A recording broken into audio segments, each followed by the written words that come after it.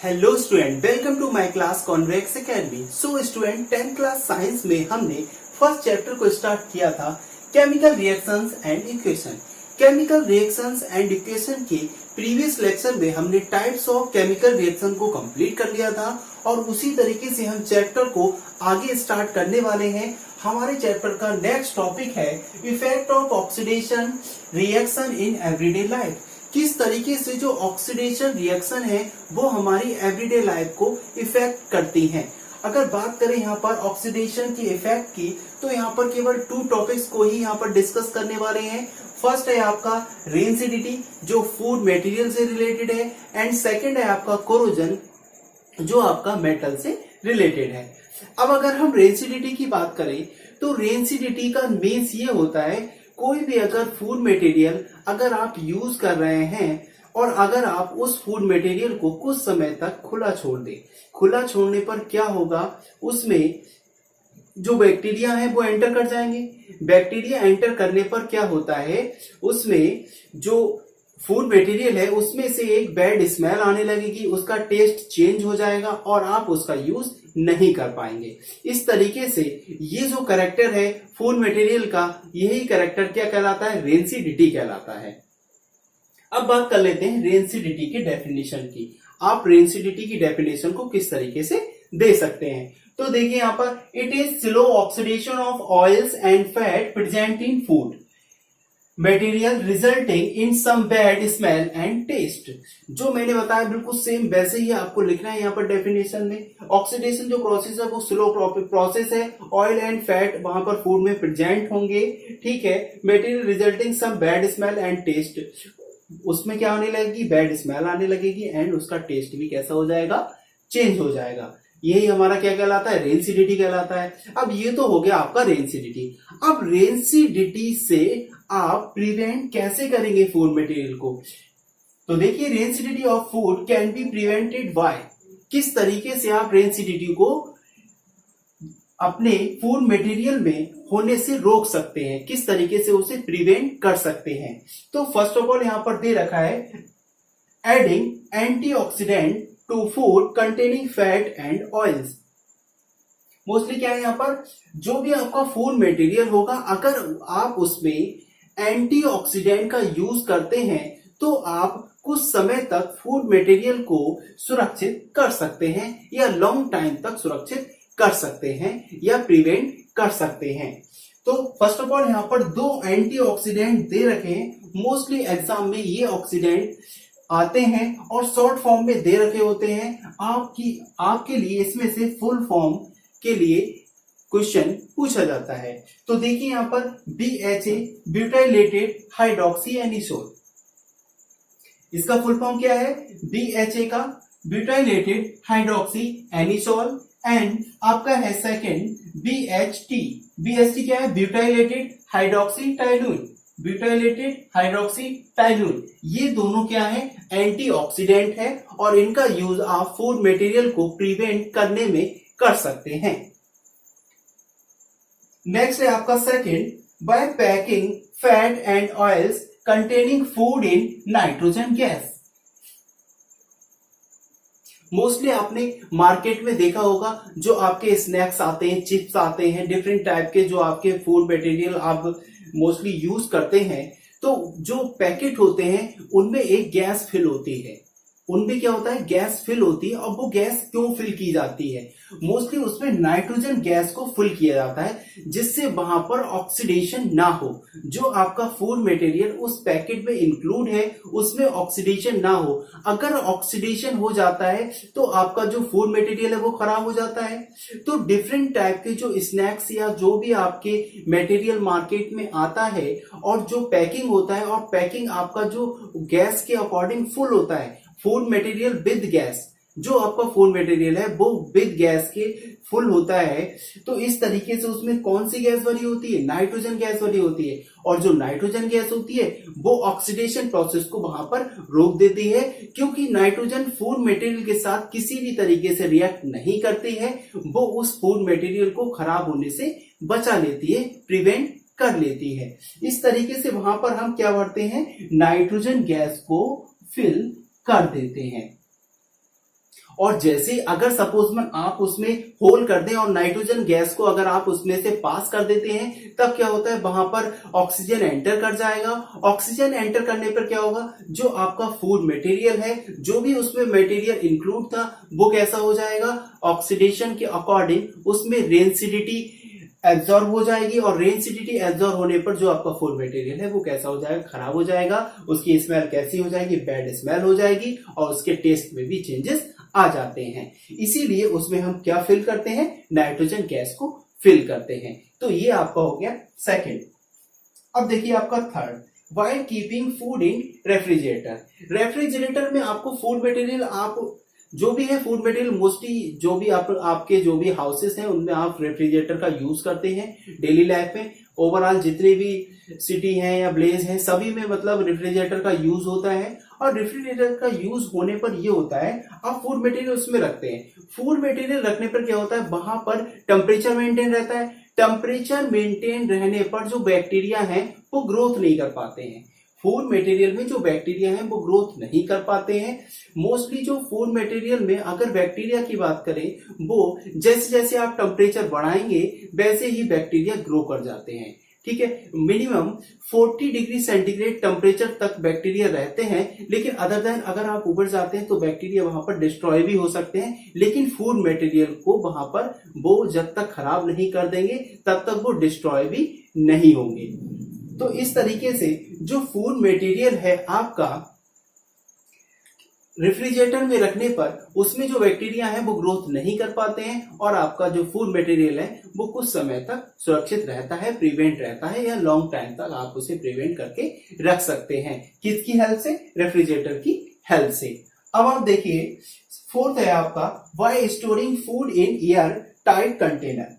अगर आप फूड को एयर टाइट कंटेनर में भी रखते हैं तो वहां पर क्या होता है, ऑक्सीडेशन प्रोसेस नहीं हो पाएगी। अगर आप एयर टाइट कंटेनर का यूज करते हैं तो वहां पर जो आपकी एटमॉस्फेरिक एयर है वो कंटेनर में, एटमॉस्फेरिक जो एयर है वो कंटेनर में एंटर नहीं करेगी। और जब एटमॉस्फेरिक एयर ही कंटेनर में एंटर नहीं करेगी तो वहां पर क्या हो जाएगा, वहां पर ऑक्सीडेशन होगा ही नहीं। और जब ऑक्सीडेशन नहीं होगा तो मींस आपका जो फूड मटेरियल है वो प्रिवेंट रहेगा और जल्दी खराब नहीं होगा।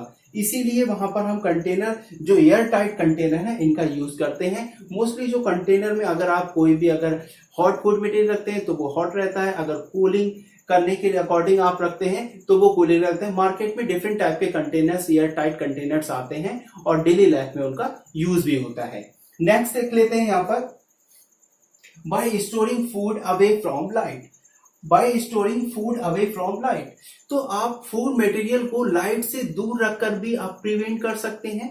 आप अगर फूड मटेरियल को लाइट से हटा देंगे तो वो भी कुछ समय तक सुरक्षित रह सकता है, प्रिवेंट आप कर सकते हैं। इस तरीके से आपने 4 पॉइंट यहाँ पर, 4 नहीं 5 पॉइंट को डिस्कस किया है। फर्स्ट ऑफ ऑल आप एंटीऑक्सीडेंट का यूज कर सकते हैं, ठीक है। सेकंड, आप पैकिंग कर सकते हैं, उसमें जो पैकिंग है कंटेनिंग कोई भी फूड मटेरियल है उसमें नाइट्रोजन गैस को इंक्लूड करके आप कर सकते हैं, ठीक है।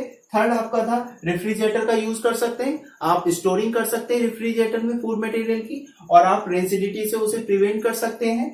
वहीं पे आपका फोर्थ था storing of air tight container. अगर आप कोई भी फूड मटेरियल है उसमें जो एयर टाइट कंटेनर है, food in air tight container का यूज करते हैं तो आप रेंसिडिटी से प्रिवेंट कर सकते हैं फूड मटेरियल को। एंड फिफ्थ आपका लास्ट है, by the storing food away from light. अगर आप लाइट से फूड मटेरियल को दूर रखते हैं तो आपका जो फूड मटेरियल है वो कुछ समय तक प्रिवेंट रह सकता है। इस तरीके से आपका ये रेंसिडिटी कंप्लीट होता है। आप इस रेंसिडिटी का जो भी मैंने यहाँ पर पॉइंट्स नोट किए हुए हैं, आप इसका एक स्क्रीनशॉट ले सकते हैं।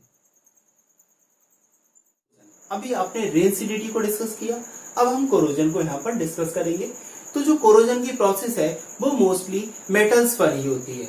आपके जितने भी मेटल्स हैं मोस्टली अगर गोल्ड, टिन एंड लेड को अगर छोड़ दिया जाए, gold, tin and lead, gold, tin and lead को आप छोड़ दें, अगर इन्हें आप छोड़ दें, और अब अगर मेटल्स की बात करें तो मोस्टली मेटल्स ऑक्सीडेशन प्रोसेस करती हैं, और ऑक्सीडेशन प्रोसेस के अकॉर्डिंग उनकी जो लेयर है, सरफेस है, वो डिस्ट्रॉय होने लगती है। और आफ्टर टाइम क्या होता है, वो डिस्ट्रॉय होते होते उनका जो वेट होता है वो लूज हो जाता है। लूज होने पर वो कंप्लीटली डिस्ट्रॉय हो जाती है। तो किसके अकॉर्डिंग होता है, वो कोरोजन के अकॉर्डिंग होता है। अब कोरोजन की अगर डेफिनेशन की बात करें तो the process in which metals are eaten up gradually by the action of air moisture और केमिकल्स ऑन देयर सरफेस। तो मेटल्स की सरफेस धीरे धीरे डिस्ट्रॉय होती है और किसके अकॉर्डिंग होती है, किसके इफेक्ट के अकॉर्डिंग होती है। बात अगर हम यहाँ पर करें तो आपका air and moisture, air moisture में अगर बात करें तो एयर में क्या है, ऑक्सीजन प्रेजेंट होगी, वो उस पर वर्क करेगी, ठीक है। और वहीं पे अगर आप कोई भी केमिकल के अगर कांटेक्ट में अगर जो आपकी मेटल से आती है तो वो वहां पर भी उसकी सरफेस कैसी हो जाती है, डिस्ट्रॉय होने लगती है। और वहां पर क्या स्टार्ट हो जाता है, कोरोजन स्टार्ट हो जाता है। अब यहाँ पे कोरोजन की अगर उसकी बात करें, यहाँ पर मोस्टली हम आयरन की कोरोजन की स्टडी करेंगे कंप्लीट, ठीक है। तो यहाँ पर फर्स्ट ऑफ ऑल ये रस्ट है। तो जो आयरन का जो कोरोजन होता है उसमें एक पाउडर जैसा फॉर्मेशन होता है, उसकी सरफेस पर एक पाउडर का फॉर्मेशन होता है जिसे हम क्या कहते हैं, रस्ट कहते हैं। और इसी की हम डीप स्टडी करने वाले हैं। और सेकंड आपका ये देखिए सिल्वर है, सिल्वर पर ब्लैक कलर आ जाता है, मींस आपका क्या है, वहां पर कोरोजन हुआ है। और कोरोजन हुआ है वो किसके कारण होता है, वहां पर Ag2S silver sulphide, silver sulphide का फॉर्मेशन हो जाता है। इसीलिए वहां पर क्या हो जाता है, ब्लैक कलर का फॉर्मेशन हो जाता है और आपका जो सिल्वर है वो डिस्ट्रॉय होने लगता है। थर्ड है आपका copper, copper turns green due to, ये आपका copper carbonate and copper hydroxide. इस तरीके से ये दोनों आपस में कंबाइन करके ये हमारी मेटल्स, जो कॉपर मेटल्स है, उसको इफेक्ट करते हैं और वहां पर कोरोजन प्रोसेस होती है और हमारा जो कॉपर है वो डिस्ट्रॉय हो जाता है। लेकिन ये जो डिस्ट्रॉय होता है ये कम होता है किसके अकॉर्डिंग, रस्ट के अकॉर्डिंग, आपके आयरन के अकॉर्डिंग। आयरन में कोरोजन बहुत ही अधिक होता है। सो स्टूडेंट बात करते हैं कोरोजन की केमिकल रिएक्शन की, किस तरीके से कोरोजन या किसी भी जो आपका आयरन सरफेस है उस पर किस तरीके से जो कोरोजन की रिएक्शन है किस तरीके से होती है। यहाँ पर मोस्टली हम आयरन का ही कोरोजन पढ़ रहे हैं तो उसी के अकॉर्डिंग ही हम यहाँ पर डिस्कस कर रहे हैं। तो रिएक्शन देखिए, आयरन है, आयरन ऑक्सीडेशन प्रोसेस हो रही है। ऑक्सीडेशन प्रोसेस मैंने आपको बताया था कब होती है, जब ऑक्सीजन ऐड हो जाता है। जब किसी भी सबस्टेंस से या किसी भी मेटल से अगर ऑक्सीजन का एडिशन होता है तो वहां पर क्या हो जाता है, ऑक्सीडेशन होता है।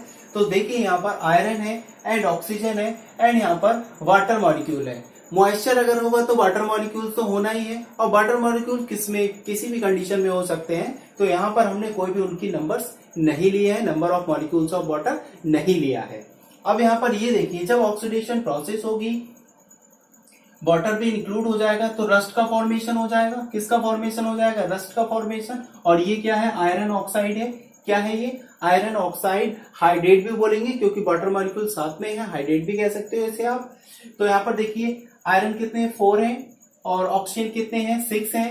यहाँ पर देखिए ऑक्सीजन कितने हैं, 6 हैं एंड आयरन कितने हैं, ये देखिए 4 है आयरन। और जो वाटर मॉलिक्यूल जैसा था वैसे ही हमने उसके इनटू में यहाँ पर ऐड कर दिया है। तो इस तरीके से किसी भी सरफेस पर रस्ट का फॉर्मेशन होता है जो कोरोजन को इफेक्ट करता है। अब कोरोजन के काजेस की अगर बात करें तो क्या होता है कोरोजन से, डैमेज टू कार बॉडीज, जो कार की बॉडीज होती हैं वो डैमेज हो जाती हैं कोरोजन के अकॉर्डिंग। अगर कोरोजन हो रहा होगा तब वहां पर जो कार की बॉडीज हैं वो डैमेज हो जाती हैं।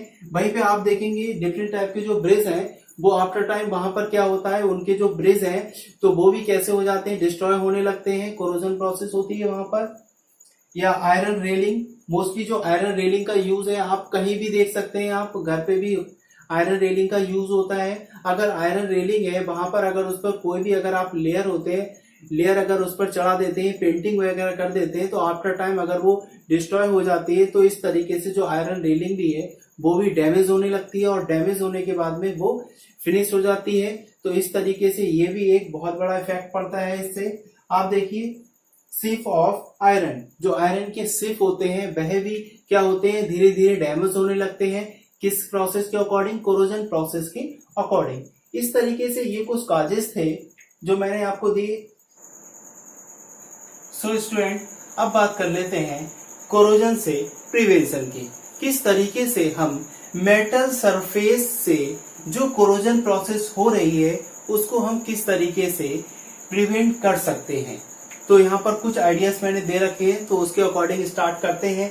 फर्स्ट यहाँ पर दे रखा है पेंटिंग। मोस्टली जो आयरन पर कोरोजन हो रहा है, अगर आप उस पर पेंट का यूज करते हैं तो कोरोजन नहीं होता है। अगर आप टाइम टू टाइम अगर आयरन की सरफेस पर पेंटिंग करते हैं, पेंट करते हैं, तब वहां पर ऑक्सीडेशन प्रोसेस नहीं होगी और आयरन का जो कोरोजन है वो बिल्कुल भी नहीं होगा। जिस तरीके से आप घरों में डोर्स होते हैं, रेलिंग होती है, आप उस पर पेंटिंग कंटिन्यूअसली करते रहते हैं, time to time, yearly and 6 monthly अगर आप वहां पर पेंटिंग करते हैं तो आपका जो आयरन से रिलेटेड कोई भी प्रोडक्ट है तो वो प्रिवेंट रहेगा और उसमें कोरोजन बिल्कुल भी नहीं होगा। सेकेंड थिंग है ऑयलिंग।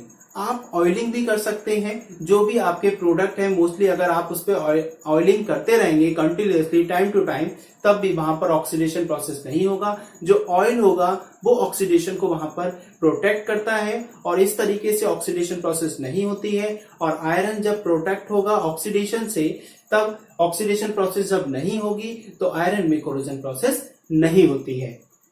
एंड थर्ड है आपका ग्रीसिंग। आप ग्रीसिंग भी कर सकते हैं। डिफरेंट टाइप के छोटे छोटे प्रोडक्ट्स होते हैं, पेजेस होते हैं, आप देखते हैं कि अगर हम उन पर कंटिन्यूअसली ग्रीसिंग करते रहते हैं, जो आपके पुर्जे होते हैं, पुर्जों का भी यूज किया जाता है मशीनरी में, अगर वहां पर यूज किया जाता है तो ग्रीसिंग करते हैं। मोस्टली क्या करते हैं, ग्रीसिंग करते हैं। बाइक्स वगैरह है, सर्विस आप लोग कराते हैं, अगर सर्विस कराते हैं तो वहां पर ग्रीसिंग होती है। तो इस तरीके से क्या होता है, प्रिवेंट होना, जो आपके आयरन के जो पार्ट्स होते हैं वो प्रिवेंट रहते हैं। वहां पर क्या होता है, कोरोजन प्रोसेस नहीं होती है, तो कंटिन्यूअसली ग्रीसिंग कराते रहते हैं, ऑयलिंग कराते रहते हैं। ठीक है, तो इस तरीके से प्रिवेंट रहता है हमारा। एंड फोर्थ है आपका गैल्वेनाइजेशन। गैल्वेनाइजेशन में क्या होता है, जो आपके आयरन के स्टील्स होते हैं, मोस्टली जो घरों में यूज होते हैं, जैसे आपका तवा है, कढ़ाई है, इन सब का अगर आप यूज करते हैं तो मोस्टली इस पर जब मार्केट से आप न्यू परचेज करके लाते हैं, तब इस पर क्या होता है, एक सिल्वर कलर की क्या होती है, लेयर होती है। एक यहाँ पर क्या होती है, सिल्वर कलर की जो लेयर होती है वो किसकी होती है, जिंक की लेयर होती है।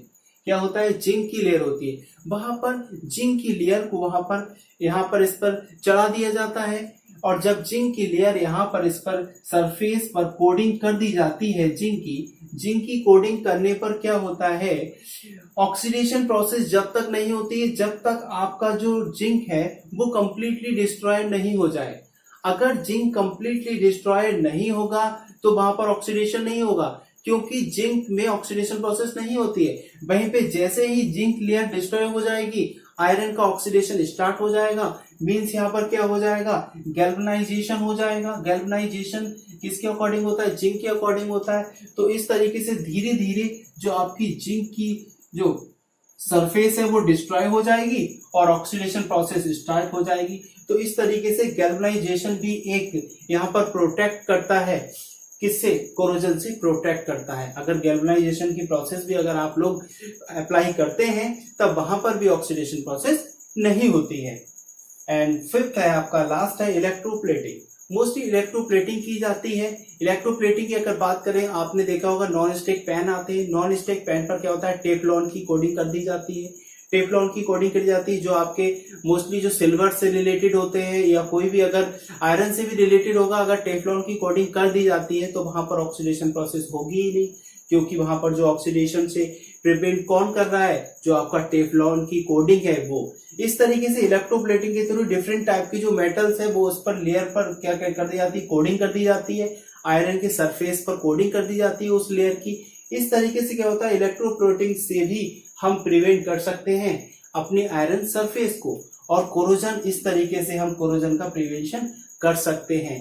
किसी भी हम यहाँ पर डिफरेंट टाइप के, मैंने यहाँ पर 5 एग्जाम्पल दिए, इस तरीके से हम इन सबको अप्लाई करके हम कोरोजन से प्रिवेंट कर सकते हैं अपने आयरन मेटल्स को। तो हमने यहाँ पर आज क्या स्टडी किया, स्टडी यहाँ पर किया रेंसिडिटी एंड कोरोजन। कोरोजन जो मेटल का था वो स्पेशली हमने आयरन के लिए किया। आयरन के लिए हमने कॉजेस भी देखे, वहीं पर हमने प्रिवेंशन भी देखा, painting, oiling, greasing and galvanisation and electroplating को किया। इस तरीके से आपका जो फर्स्ट चैप्टर था वो आज यहाँ पर कंप्लीट होता है। अब नेक्स्ट डे में हम सेकंड टॉपिक को स्टार्ट करेंगे और जो आपका सेकंड चैप्टर है वो एसिड बेस है, एसिड बेस एंड साल्ट है। तो एसिड बेस एंड साल्ट को स्टार्ट करेंगे। तो आज आपका चैप्टर यही फिनिश होता है। तो सो स्टूडेंट, चैनल को लाइक करें, सब्सक्राइब करें एंड बेल आइकन को प्रेस जरूर करें, जिससे आपको हमारे जितने भी न्यू वीडियोस हो उनके नोटिफिकेशन आपको मिलते रहें। सो स्टूडेंट, आज का लेक्चर हम यही फिनिश करते हैं। मिलते हैं नेक्स्ट लेक्चर में।